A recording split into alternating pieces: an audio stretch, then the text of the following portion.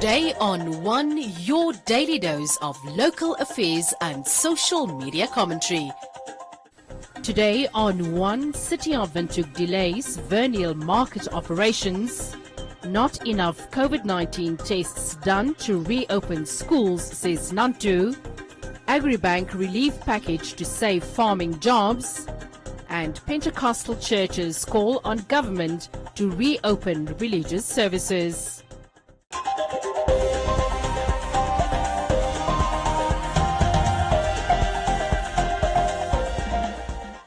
Vendors from the Vernile Flea Market expressed disappointment with the City of Windhoek as it is delaying their business operations. The disgruntled vendors who gathered at the municipality head office for a response as to when they can resume business operations at the market say they live off their day-to-day income from their businesses and now have to go hungry for days as the City of Windhoek is delaying their operations due to ongoing maintenance work in the market. We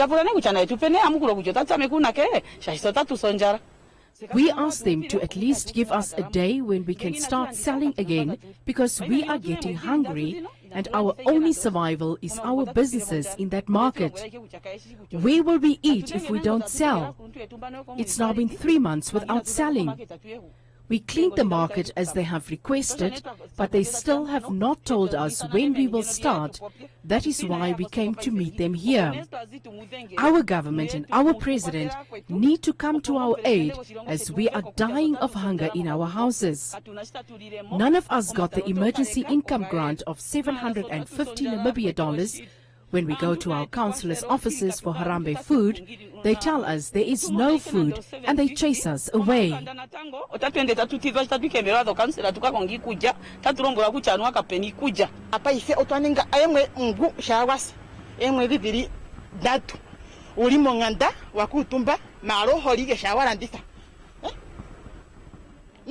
This will be the third month in a row that we have just been sitting at home without selling, and we can only eat if we manage to sell something at the market. As an elder, I can survive a day without eating. What about my children? We have another 3-year-long issue with the City of Windhoek regarding exhibit and store rental fees. I have a store where I prepare fast food, which I pay more than 7,000 monthly rental fees for the City of Windhoek. There are other lockable stores which cost more than 2,000 for rent per month, and we have been begging the city for 3 years now to reduce the rental fees because that's like asking someone who earns $1,000 per month to pay rent of 2,000 per month.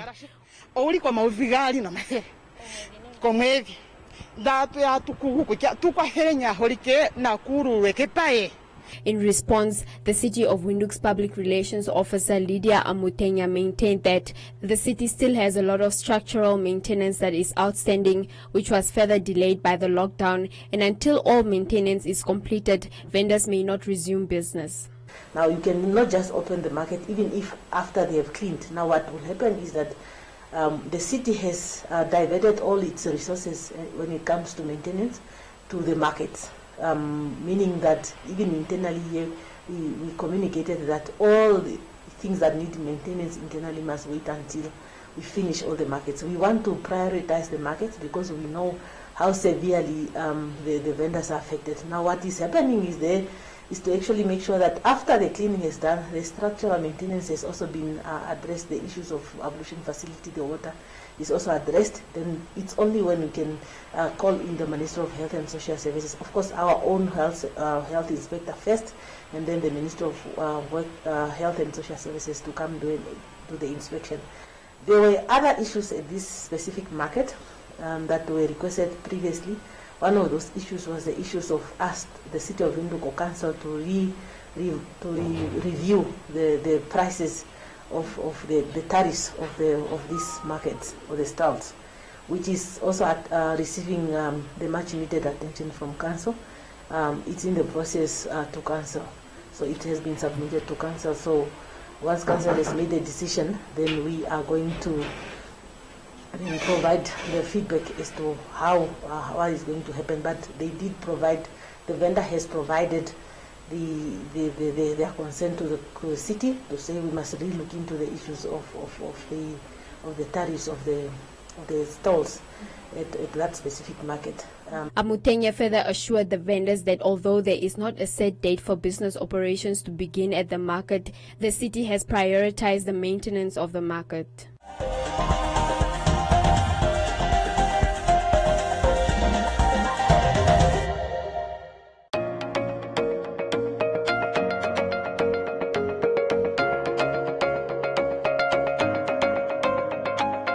Accommodation is the ability of the eye to focus on distant and near objects. And I bring it in contact with the electroscope. What you must keep in mind is positive charge can't move. It is the negative charge that moves. The first one, EF, is then going to be 0 minus negative 2 over 4 minus negative 4. Look at my signs. If you go wrong there, if you don't substitute in brackets, you're definitely going to get wrong answers.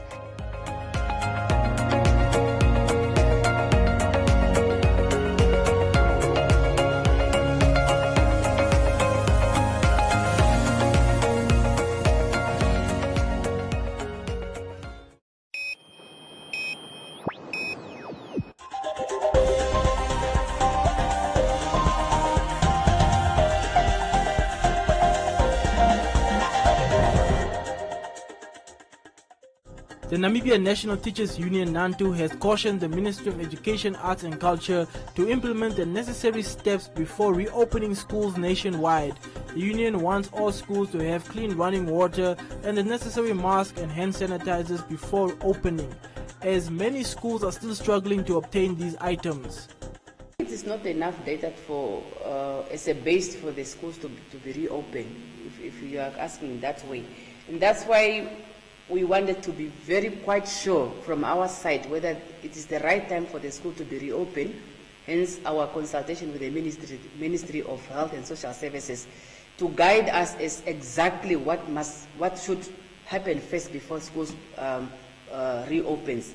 So we are encouraging, we are actually calling for a mass testing from the government, because really the situation is not as we seem to see it. We are expecting these learners. Remember, we have learners that are crossing borders from Angola. These borders are still closed. We do not know whether they are going to allow these learners to cross border to come to school, and most of these learners are day learners. In the regions that are bordering with Angola, that is Umsati, we have also Kavango, and Angwena, as well as Zambezi region. So it is not a very easy thing to reopen the schools, but we are just just cautioning the ministry to say, I hope even the cabinet, the decision they have taken to reopen the schools is the right decision, but they should just ensure that our health and safety is not compromised. The Ministry of Basic Education, Arts and Culture Public Relations Officer Absalon said that the online learning was 50-50 successful and that the low numbers of COVID-19 cases are one of the many reasons they rolled out the four-phased plan to reopen schools. For starters, I think the general term that we use here is not e-learning per se, it's rather online learning. This is in addition to other existing teaching and learning that is taking place. We do have, we prepare educational packages for our learners, and this, I must say, caters for the majority of our learners. Online learning only caters for a very small percentage in our schools, and this is predominantly only evident in rural, in urban areas as well. So, was it a success? I think the verdict is still out there. It works for some, it does not work for some, and for those that it does not work for, as a ministry, we have catered for their needs as well. So 50-50 really. We closed our schools abruptly based on the increase in numbers of coronaviruses, and prior to this we had anticipated to start our schools by the 3rd of August. Now that is no more. Our cases keep reducing, and that is one of the many reasons that has also impacted our return back to school. Student Union of Namibia, Maximilian Kachimune, said that they are happy that the schools will be reopening, but added that the Education Ministry was far from ready to migrate to online learning and has failed the Namibian child. Namibia has gone about 42 to 43 days without any new cases. We now know that Namibia has also tested about 3,000 people without any positive outcome from those tests. So we are quite happy that indeed the ministry has taken this decision, and it's informed by scientific data that the country has gone 42 days without any new infections. And even if we are to say that perhaps the country has not performed enough tests in that regard, we have gone 3,000 tests without any positive cases from those 3,000 tests. In countries such as South Africa, even in the first 1,000 tests, they already have had like 30 cases. And in countries such as the UK, by 3,000 cases, a number of people had already tested negative, positive. In our case, 3,000 tests and no positive cases, which means that it's showing a trend that perhaps we have contained the virus in Namibia. We are of the belief that 98% of schools do not have any access at all to online learning. So the basic education ministry was in fact just selling us dreams. Namibia is not at all ready for online learning. There's never been a program to roll out online learning to the basic education system. Perhaps we can have a different story with the higher education system. There is already a platform for online learning, but we just have to tighten the loopholes that are there in terms of access to these online learning platforms, such as the provisions to computers, the provisions to network in rural areas, and so forth. Grades 11 and 12 will resume with their classes on the 3rd of June this year, followed by grade 3 on the 22nd of June in phase 2. Phase 3 will see grade 7 and 9 return on the 6th July, and the final phase will consist of grades 4, 5, 6 and 8 on the 20th of July.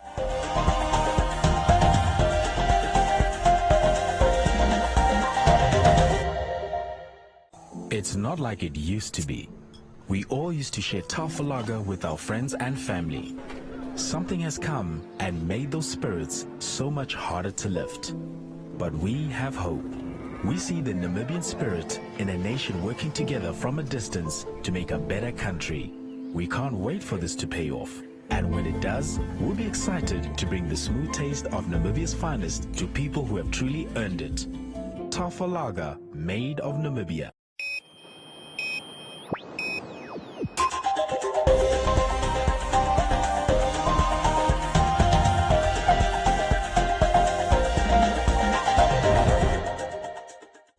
Agribank has announced a relief and stimulus package for its clients that are affected by the COVID-19 pandemic. The bank says it has been given the go-ahead by the government to secure $200 million for the scheme. The Agribank of Namibia launched their stimulus and relief package this week in efforts to mitigate the impact of COVID-19 on farmers. The package will come into effect on the 1st of June 2020 and includes measures such as payment holidays and a reduction in interest rate. First one is that this package is based on two legs. The first leg is the relief measures, and the second leg is the stimulus loans. The loans, we will announce when that gets launched. The loans will follow the normal credit assessment process. And the stimulus measures, under that you've got a couple of measures. You've got the installment holiday for those who are impacted on a case-by-case basis by COVID-19. You've got interest rate adjustments that will apply to all our clients. And then you've got other measures or other relief measures that on meeting minimal conditions, you will then be able to get relief. And those talk to delisting, those talk to restructuring, and those talk to legal action. Ngikembwa further added that for those who qualify for the relief, the installment holiday will apply to all loans that a client might have with the bank, while normal loan repayments will resume after the installment holiday period.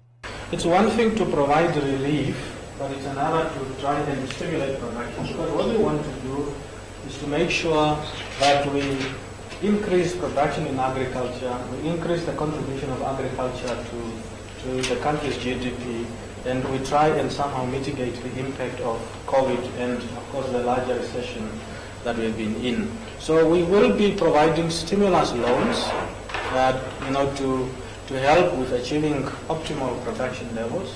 Application forms are available at all Agribank branches as well as online on the bank's website.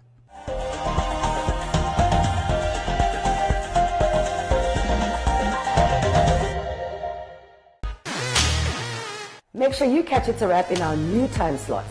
Now on Sundays from 7:30, with repeats on Tuesday nights at 8:30.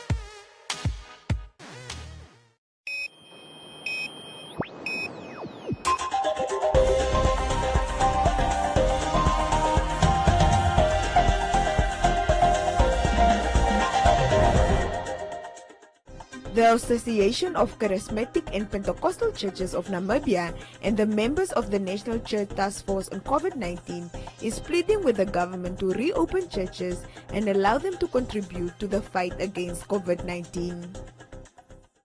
A member of the National Church Task Force, Pastor Dolly Nengushe, said that only through the work of God, Namibia has been spared from the COVID-19 pandemic and thus deems it necessary that all churches should be allowed to open under strict regulations in order to join the fight against the pandemic. The NCTF is a response mechanism that was put in place during COVID-19 to fight and to mitigate as the church the pandemic under the auspices of the Association of Charismatic and Pentecostal Churches of Namibia. The Word of God admonishes us that where 2 or 3 gathered in His name, there He is in their midst. A lot of people are asking, why do the church wants to go back to their church buildings? And I have to explain that, sure, when we come together as a church, there is a corporate anointing that is released, and it also, the coming together guarantees the presence of God. And how much do we need the presence of God in this nation? We need God's presence to prevail over all the matters and issues that we are faced with as a nation. Therefore, the church is the only spiritual entity that carries that mandate and the power to restrain diabolic demonic forces, and that is why the church has to convene to accept that power of God over the work of the devil, which we believe he is the origin of this invisible enemy called coronavirus. Nengushe further said that it is best that churches are not silenced during the pandemic, as churches have to continue playing the psychosocial and spiritual role, especially in this crucial time, to bring hope to the nation. However, the church has not been part and parcel of the discussion and national planning process, and we want to really express our dissatisfaction because we were not part of the process and the way forward in the implementation of the continued lockdown regulations guidelines pertaining to the current state of emergency as an essential service provider in the different communities. The church is a key strategic stakeholder in the fight of this pandemic, just as the doctors, shop owners, and police who are at the forefront carrying their essential duties. It becomes obvious that the mall shops are open and offices are having more than 100 people going to workplaces for an extended time of 8 hours a day, while churches for not more than 3 hours of worship are being restricted. The church would like to express its greatest concern on the omission and the negative impact this will have as partners in development. Therefore, the church is appealing to the relevant authorities to be allowed to open its doors at least twice a week, in other words, every Sundays or Wednesdays, respectively, for worship services, with a venue that is having enough space for ventilation and social distancing, not exceeding at least 50 people with strict adherence. In addition, we also want to appeal to our government to relax the measures of funeral attendance numbers not exceeding 10 people to increase to at least 100 people respectively. Although church services have been closed, the National Task Force on COVID-19 has not been standing idle, as many churches have been giving back to communities affected by the pandemic.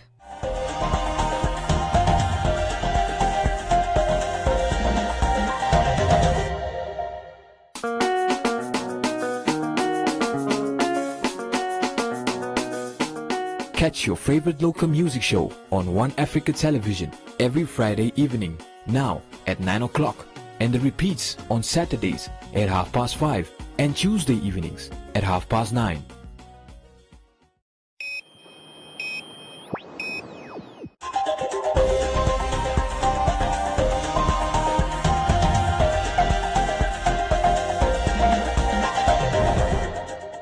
In other leading stories, the Minister of Health and Social Services, Kalumbi Shangula, announced that Namibia is doing relatively well during COVID-19.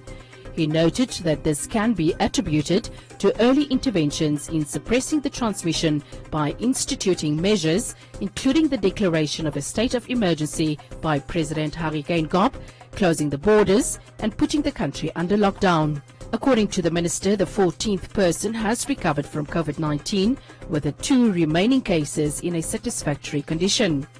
Shangula further noted that he is confident that very soon Namibia will witness the discharge of the last case of 16 positive COVID-19 patients, adding that this does not mean that the country has overcome the COVID-19 pandemic. He further urged the nation to continue staying at home as much as possible, to wash hands regularly, sanitize, practice social distancing, and to remember to wear a mask whenever in a public space.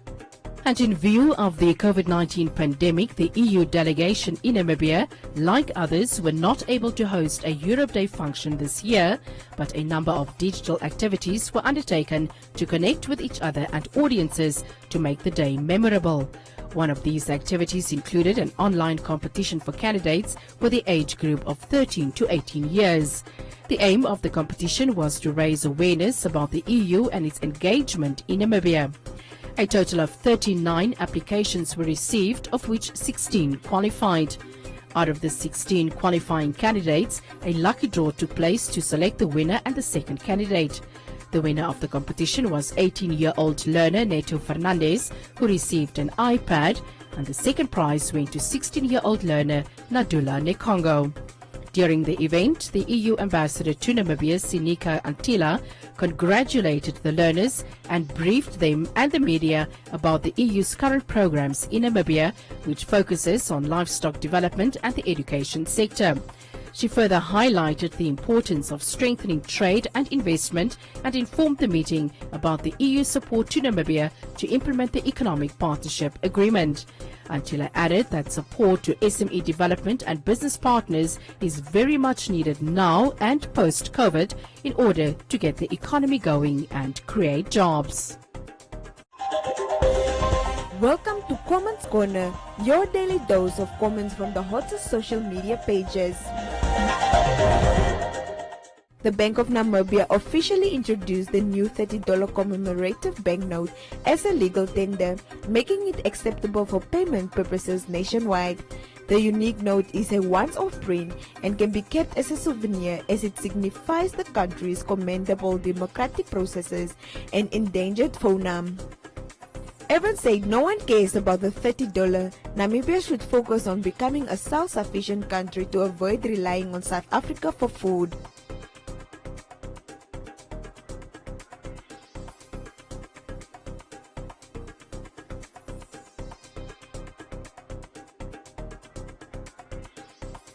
Tangi said more money should be printed as the nation is suffering and life has become hard.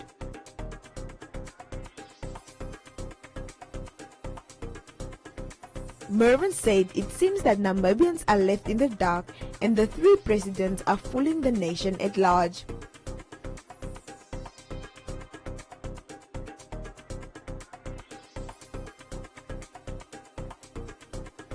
Helvi said she would keep her $30 note as a souvenir in a photo album.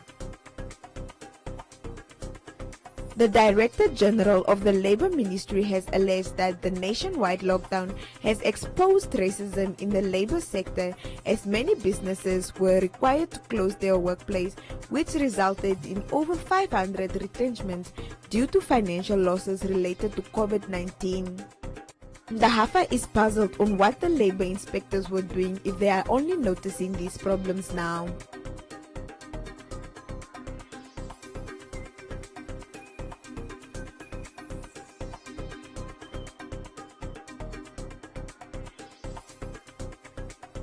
Emily said she agrees that employees should not be retrenched, but thinking where will the money come from to pay them.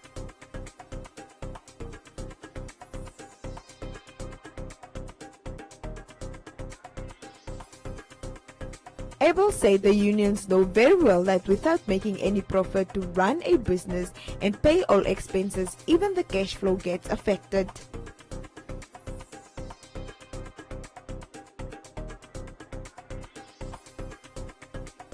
Samuel said racism never ended even after independence. It just became systematic, just like tribalism. Simasiko said Namibia has weak labor inspectors.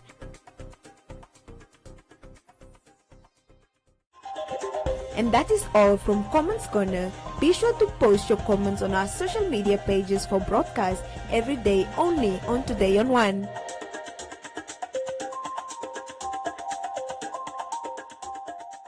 Last year, critics and audiences fell in love with The Big C. So what next? I, for one, am prepared to be wowed. Oh, you be wowed. I'll be drunk. My name's Kathy, and I will see you now. It is not okay for you to kiss my wife. I don't want to feel better. I want to be better.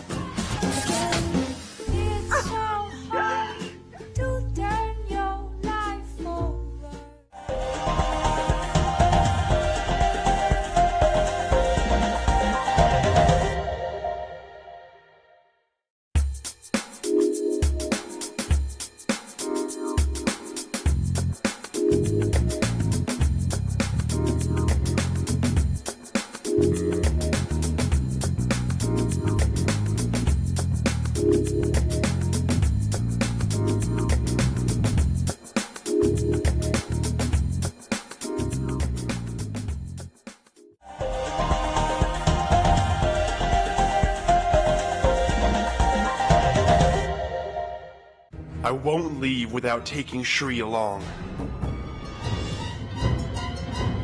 Whenever the evil forces around us get strong, God sends someone to our rescue. Run! Help! Run! Run! Everybody run! Run! Everybody! I love you, Shri. I really love you.